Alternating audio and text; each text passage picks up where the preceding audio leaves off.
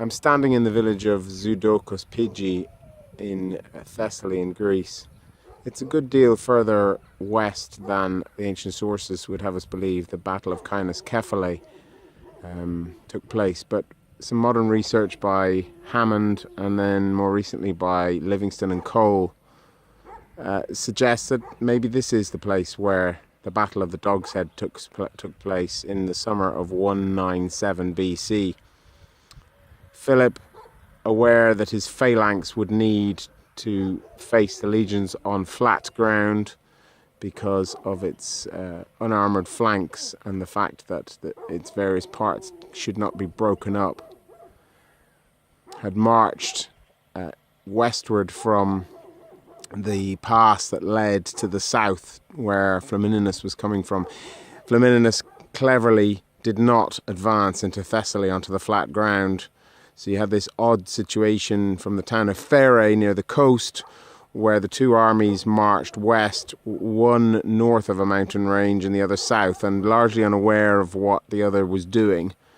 So after a period of days nearing the town of Pharsalus, we're told by the sources that Philip wanted to cross over this mountain range in advance of Flamininus' legions and find flat ground at Pharsalus and there confront his enemy. However, bad weather interrupted his plans. Heavy rain meant that he had to make a camp, and Flamininus, unknowing that he was there, was on the south side of this mountain range. So Philip sent scouts up to the hills, and they encountered some Roman scouts, and fighting began in bad weather. This is what the sources tell us.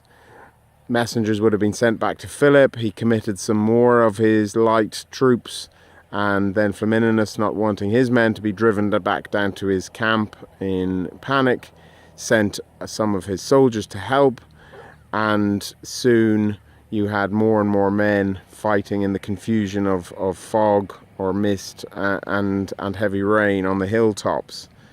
Eventually, Philip decided that if his men were driven back to his camp, that might cause panic. Half his phalanx was out scouting to the north, and so he is quoted as saying that this was not a good place for a battle, and he did not wish to give fight, but he committed what troops he had, which was half his phalanx, about 8,000 men, and they marched up to these hilltops to the aid of his light troops, where they quickly drove the Romans back down towards their camp, which may be in the vicinity of this village of Zoodochos Pigi. Now, Flamininus was not happy about this, clearly, and when he saw that his men, and he'd committed many thousands of legionaries to the fight at this stage, were being driven back down the hillside, he moved himself to his right flank, where he had the rest of his army together with some elephants, and he started marching them up the hill to meet the second half of Philip's army, which was now appearing over the hilltops. And apparently, according to these sources, these new sources, there are a couple of draws like this one. This is one, and there's one over here this direction, where the battle may have been taking place. So or it could be over on this side.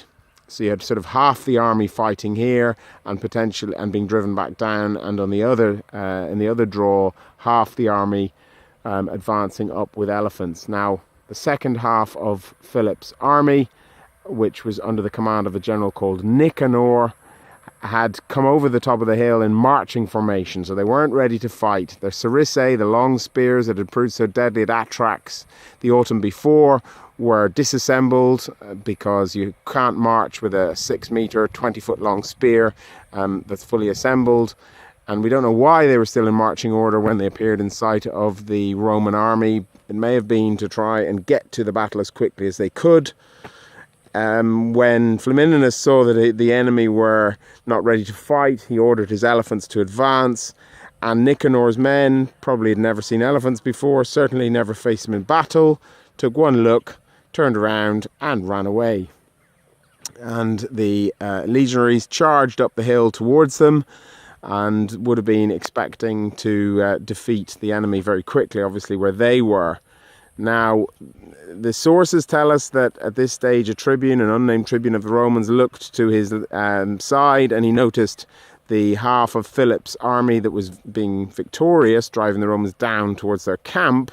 So in this case, if it is 2 draws that we're talking about, that Roman tribune must have sent some men up to the top to have a look, to see, and they noticed that the phalanx, which, as you know, is fantastic at the front, but on the sides it has no defences whatsoever unless there are light infantry to protect the men, and in this case there weren't. So this tribune took 20 maniples, which was about 3,200 men or less, legionaries, and he whipped around to the rear and possibly the sides of Philip's part of the phalanx, smashed into them.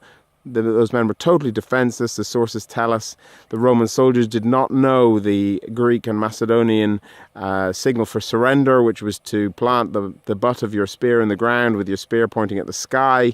That means I surrender. The Romans didn't know that. They started slaughtering the phalangists. And so the half of the battle that Philip's men had been winning had suddenly turned into a defeat as well. And the army just broke and ran, and thousands of them were killed. About 8,000 were killed of Philip's army, and another several thousand, maybe even 5,000-6,000 men were taken prisoner. This was about 50% of his army knocked out in one go. The king retreated with what men he could gather to the town of Larissa, and Flamininus, rather than pursuing him, waited for a day probably to gather his men, gather his forces. He was very displeased with the Aetolian allies, who sacked the Roman camp rather than letting the Romans do it, and this was to lead to problems with the Aetolians soon afterwards. So this was in some ways a battle that should never have been. Nonetheless, it was a momentous battle, the first full battle between phalanx and legion. There had been a partial one in one of the mountain passes when Galba had attacked from Apollonia in the summer of 199, but it hadn't been a full both armies on fully committed battle. So yes, the legion definitely came out tops here, exposing the weakness of the phalanx, and although a little bit of fighting was to go on, this was really the end of Philip's conflict with Rome. He sued for peace very soon after, and wise to the threat of the Seleucid Emperor Antiochus to the east, the Romans did not depose him, but rather left him in place, because it was better to have a cushion against another potential enemy rather than face it themselves. So Philip was to continue being king for quite a number of years after this, to be honest, and indeed his son Perseus took the throne, but then rose up against the Romans in 171 BC, which as you probably know, came to a rather bad end at the Battle of Pydna. So that's just it for now, and thank you for watching.